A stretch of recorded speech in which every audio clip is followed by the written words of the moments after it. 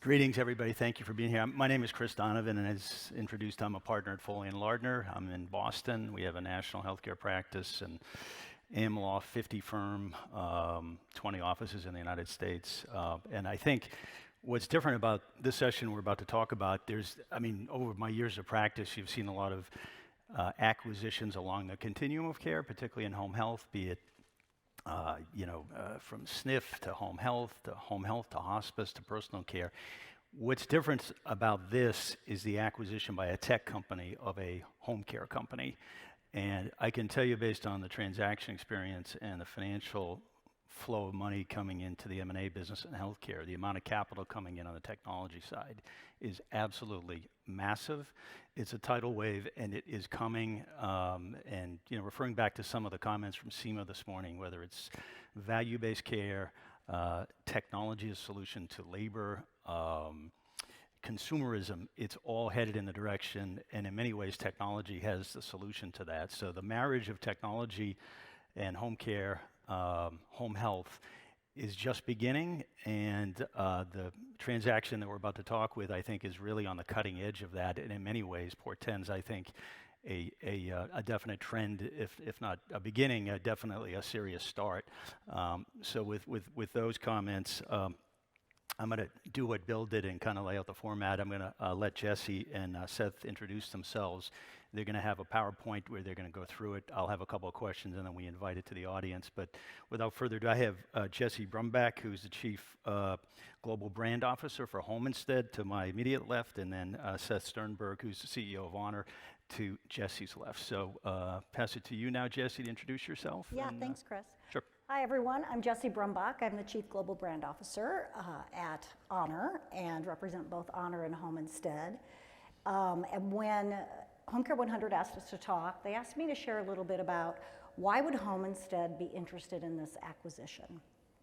So I'm going to give you a little bit of a background on Home Instead. Most of you probably know us, but we are the largest in-home care provider around the globe. In several countries, we provide high-quality care, very well-known brand for that. And I have been there 16 years. I will tell you that since I arrived at Home Instead, there wasn't a year that went by where we did not have a suitor coming to the door and asking our founders if they were interested in selling. And the answer was always no. So what made this different? Why would Home Instead consider joining forces with Honor, and why now? So I'm just going to tell you a little bit of a story about that. So about 6 years ago, the leadership team at Home Instead came up with a vision and a strategic plan that we called the next Home Instead. We knew we provided high quality care, but technology was going to change the game. So we really thought about that in advance before we met anybody at Honor. Our tagline is, to us, it's personal. We provide relationship first care, and personalized care is really important to us. But first of all, we thought, how can we do that at scale? How do you do personal at scale? We said we wanted to be powered by people and enhanced by data and analytics. You've heard in almost every session today that data and analytics are going to be key in the future. We wanted to sell multiple products and services. And last, we said we wanted to be change ready, and that meant two things. We needed a mindset where we could get franchise owners really more nimble and ready for change, and also to have more uniformity so that we could make changes faster and be more nimble. And to be frank, while we put this vision out and we worked really hard on it, we weren't capitalized for it, we didn't have the mindset for it, we invested in technology, but just couldn't get there on our own. Take back, and a lot of you have asked questions about this acquisition the last few days. My colleague Mary Alexander and I actually saw Seth speak here about 4 years ago, and we're really intrigued. And Home Instead said, we need to meet Honor. So a few of us went out there. They were a fantastic team, culturally aligned with us, and what was really interesting is for a tech firm, they were about changing the face of aging and really expanding the world's capacity to care. They were totally aligned with our mission. And here was 2 other differentiators. We had dinner with Seth, and he said to our COO, you know what I've learned? Home care is hard. So it was really different to hear people who understood tech take the time to build their own home care company and understand what it takes to provide high quality care. And that was really, really different. And the other thing that was different about Honor is they really understood the importance of the care professional. They actually coined the phrase caring for care pros. And their entire tech stack and the way they delivered care was care professional first. And as we've all spent the last few days talking about staffing and the labor shortage, Honor really understood that probably before we did. So we were really, really intrigued with that. So we started talking. Seth then connected with our chief CEO and our founder, Paul Hogan, and the rest is history. So we joined forces with Honor back in August. I was actually here in June listening to the M&A conversation and went back to help communicate the acquisition. And in just 6 months, we're already making changes. And I'm going to introduce you to Seth, who's really transforming how we care for aging adults across the globe. Oh, thank you. Hey, everybody. How are you doing? So I'm going to talk really quickly about just a little bit of what we're up to, how we got into Honor in the first place, and what we're focused on right now. So we started Honor just to, probably for the same reason as many of you got into the jobs that you're in, right? We wanted to help our families. In our case, it was help our parents. And we're maniacal. So when we launched our first agency in the SF Bay Area, we had to learn, right? We were tech people. We'd never provided care before in our lives. So we had to launch an agency, right, to figure out what that was actually like. And we were just maniacal about data, right? Because we needed to know, are we providing good care or bad care? And how about the care professionals? Are we doing a good job for them? Do they like their jobs? Are they staying with us? Are they leaving? And so these are some of the stats that we just collect, right? Here, just 2 examples, star ratings after every visit, or we poll our care pros every month. It turns out we've measured, for example, what if we email care pros versus text message care pros versus give them an in-and-out notification? Which one gets a higher response rate? What's the cadence on which we should ping the care pros? Is it monthly? Is it biweekly? How do we get a higher response rate, right, and higher fidelity data? So almost everything we're kind of optimizing around how do we get data to understand how we're really doing. And these are a couple of the metrics, right? So we know that 8 in 10 care pros are satisfied, about 2 in 10 are neutral, and about 1.6% are dissatisfied, right? So that's a metric that we track. Or star ratings after every visit, right? Did you like your visit? And that's to customers.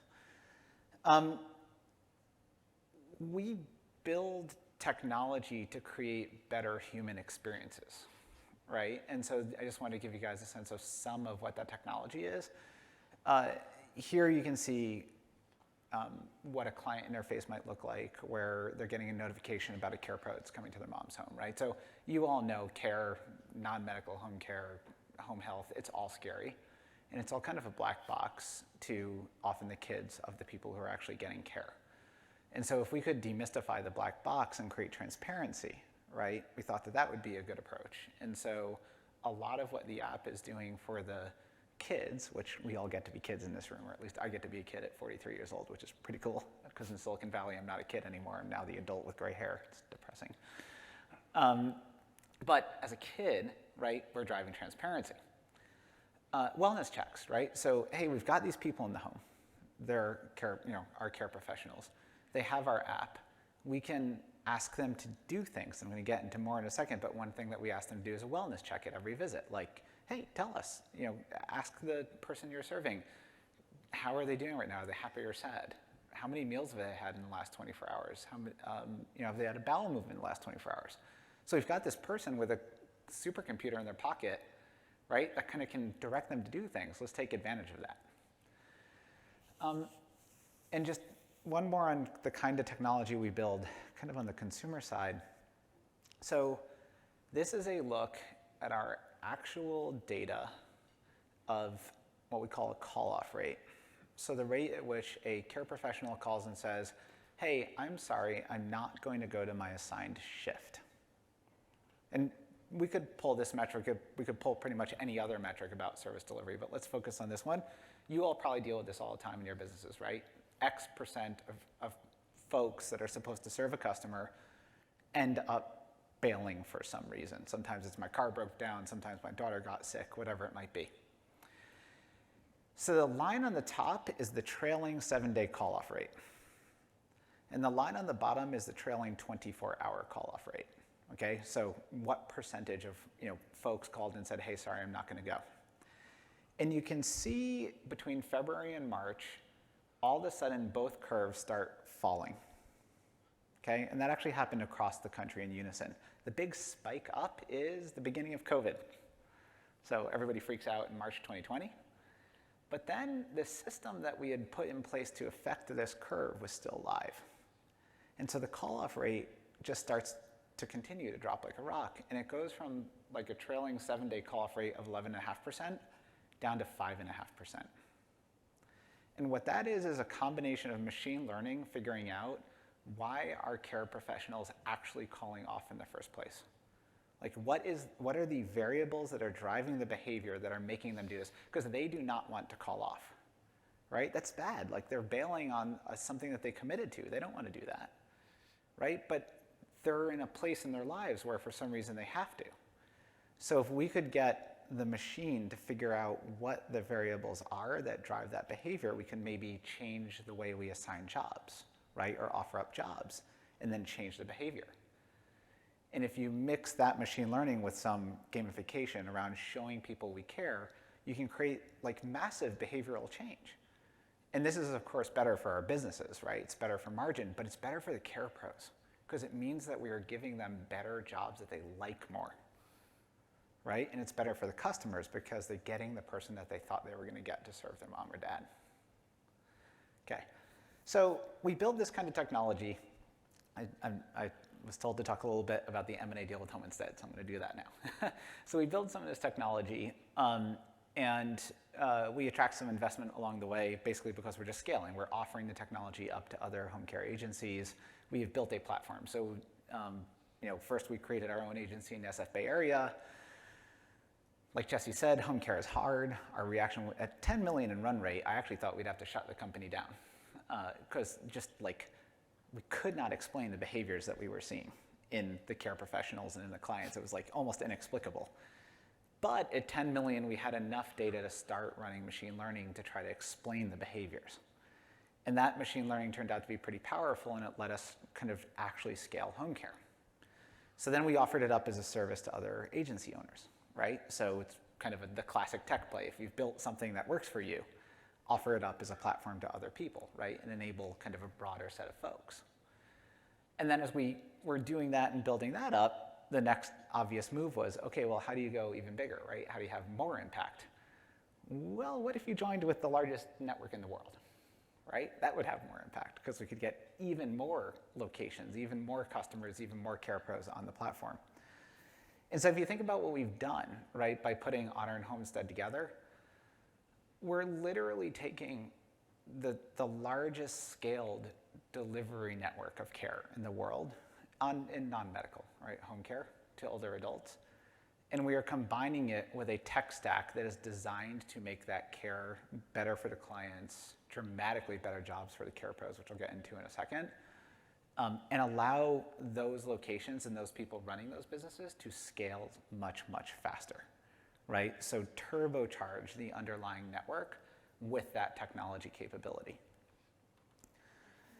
So where we've ended up, right? What we now have as one company is literally the world's largest senior care network, right? With the most advanced technology platform. And the goal is actually very, very simple, right? It is we must expand the world's capacity to care because you all know that we are facing this immense challenge right now. Right, of how do we care for this massively growing segment of society that's really like not super well cared for today, but because of their burgeoning numbers are in a pretty precarious spot, right? So we have to fix that societally, and that's what we see as our mission. So often I get asked about kind of what are your stats. So these are our stats. The aggregate amount of home care that we deliver a year worldwide is $2.4 billion in care. We are in 13 countries. We are the largest network in the US, UK, and Ireland. And over 100,000 caregivers are going to appointments monthly within the network. Now,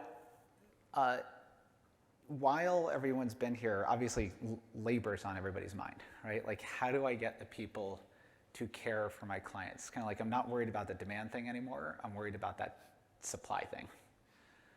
And I wanted to dive on that for a second. So we have done a whole bunch of statistical analysis on the differences between the care, what we call the care platform, so the technology-enabled network, and then the human-run network that we have in the combination of Honor and Homestead. And the difference in the ability of the technology-run network to have access to and be able to staff care is quite dramatic versus the human-run network. And so the question is why, right? Like, what is it in there that's actually enabling that to occur? At a pretty fundamental level, the way we built the technology from the beginning was actually completely focused on care for the care pro. So we did not know a global pandemic was around the corner, right? We didn't know, obviously, that supply was going to become super tight, but we perceived that the care pros were literally effectively the product, right? Like, they're what our customers actually care about. And if we could put the care pros in a better place in their own lives, then they would provide better care for the clients. And so some of the things that we offer to the care pros, right, are really like, let's actually treat them like professionals. So what is being a professional? Well, when you're hired on a specific job spec, and you are told what's expected of you, and you're trained.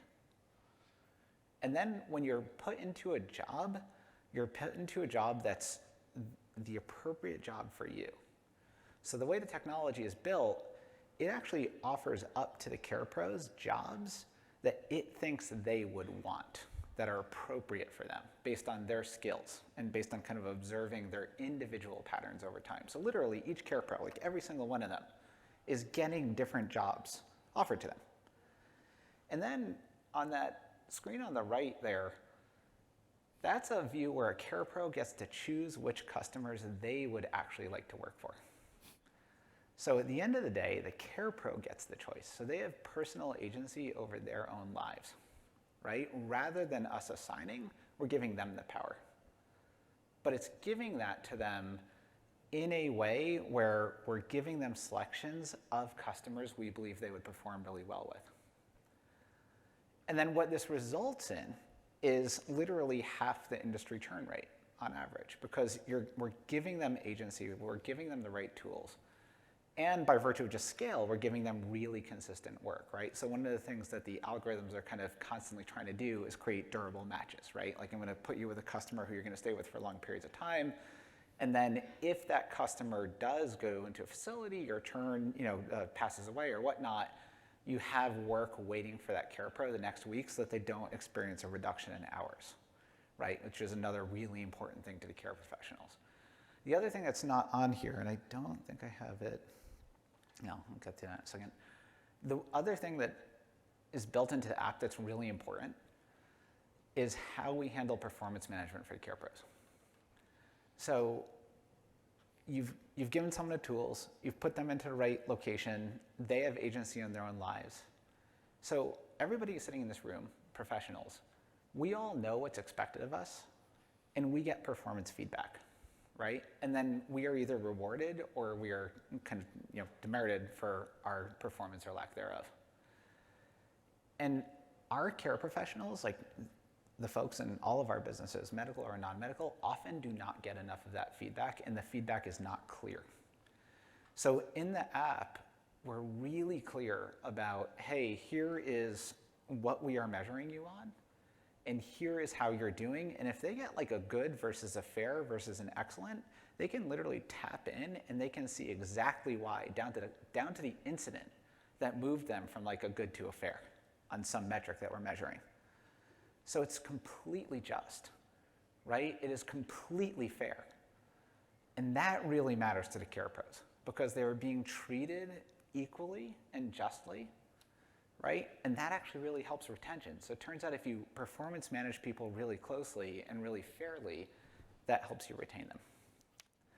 So I want to talk about just how far you can push this notion of treating care professionals like professionals, because I want to really push everyone's thinking, if you've not thought of something like this, for your own businesses. Because this will literally, like, if we adopt things like this, I think we'll, like, collectively make the world hopefully a much better place. So we all know that when we're serving people in homes, that our folks in those homes see things we don't see. They're there more often, right? They're with the customer more often. They are often the center of knowledge. The problem is how do you get that center of knowledge from that person and use it in a meaningful way to ultimately provide better care? And so we tested a feature where we let the care pros start telling us when the care plans were not relevant any longer, right? They could be our signal in real time. Like they're in a home, they're following a care plan, and they can just tell us, you know what, this thing's not relevant anymore.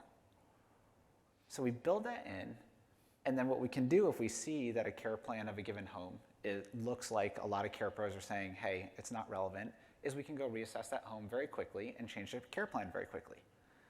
And then the question is, what do you measure to determine whether or not this feature actually matters? Like, is this a waste of pixels and a waste of brain space, or did this feature actually matter? So what we measured was how well do care pros adhere to tasks in the care plan once we push this feature.